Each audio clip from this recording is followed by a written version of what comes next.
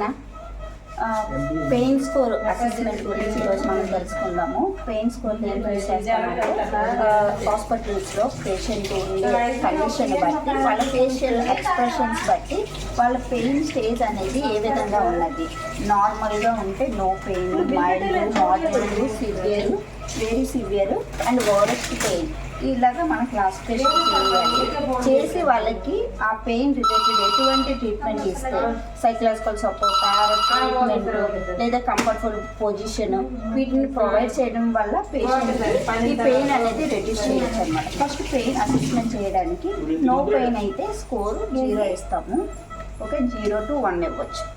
Mild pain ఉంది, వాళ్ళ facial expression ఈ విధంగా ఉంటే 2 to 3 వరకు ఇస్తాం. మోడరేట్గా పెయిన్ ఉంటే వాళ్ళకి 4 to 6 వరకు ఇవ్వచ్చు.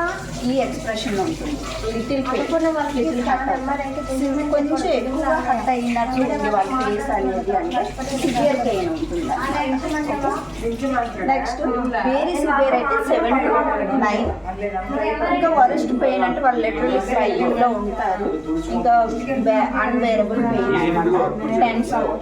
ఈ స్కోర్ తగ్గట్టుగా మనము వాళ్ళకి ట్రీట్మెంట్ అనేది ప్లాన్ చేసుకోవాలి. యాజ్ ఎ నర్సింగ్ వాళ్ళకి కంఫర్టబుల్ పొజిషన్ ఇవ్వడము అండ్ సైకలాజికల్ సపోర్ట్ ఇవ్వడము, వాళ్ళకి ఎక్స్ప్లెయిన్ చేస్తూ ఉండాలి కండిషన్ ఇలా ఉంటుంది కాబట్టి అందుకే కొంచెం పెయిన్ వస్తుంది వాళ్ళకి ఎక్స్ప్లెయిన్ చేయడం అనేది యాజ్ ఎ నర్స్ రోల్ అనేది మనం ప్లే చేయాల్సింది.